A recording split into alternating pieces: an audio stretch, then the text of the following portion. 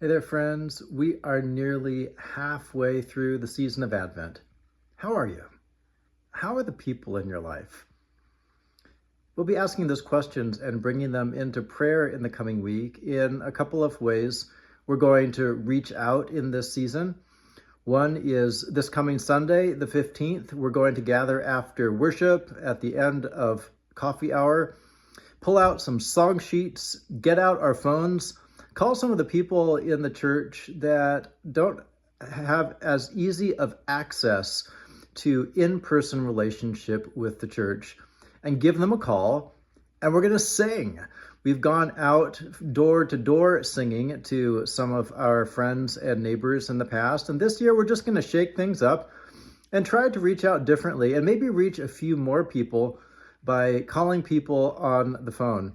So I encourage you to stay around after worship for coffee hour and then circle up where we will do some phone call caroling, maybe even leave some Christmas Carol voicemails to the folks that we aren't able to reach if they don't pick up.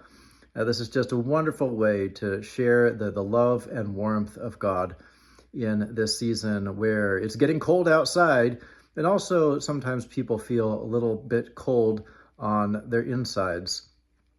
We're also going to be mindful of the ways our world watches for new things to come, works so hard, but sometimes feels not as much reward as they want to. In a world where there is plenty of weeping, gathering around a prayer that's ancient in the church's life, a night prayer with the Book of Common Prayer. We're going to take this into 24 hours of prayer, our next day of prayer, in which we'll really look over our community and ask God to show us people to pray for. Maybe they are people in our families. Maybe they are people on our street. Maybe it's just stuff that comes across the headlines, what we take in the news.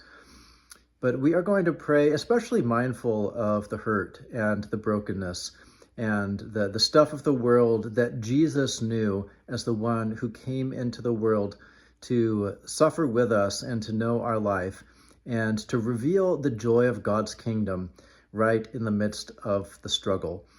So I encourage you, if you haven't yet, sign up for a half-hour slot in the day of prayer. There's a guide that will be able to help you to engage that day. And some of what you might pray for in the day of prayer is your own stuff, the way you may feel kind of low in this holiday season, or ways that life isn't all that you would want it to be. It is good and very okay for us to give ourselves to God in this way, because as we do that, what can happen is that we can cultivate such a heart for others who are going through the same things.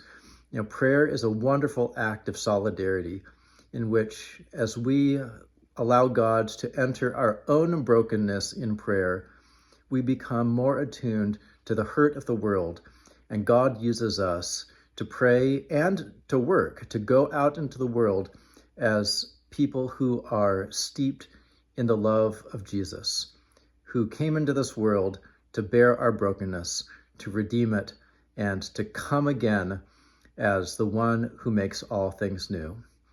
So let's move through this Advent season as people loving God, sharing relationships, serving others from the heart of Christ, and doing that especially this week as people with hearts given to prayer.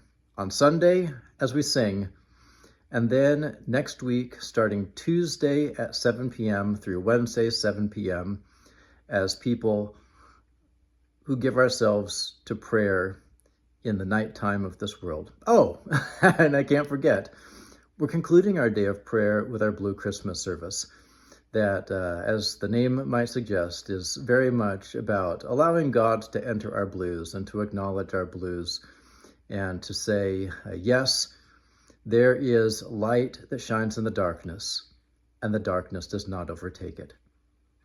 A blessed Advent to you all.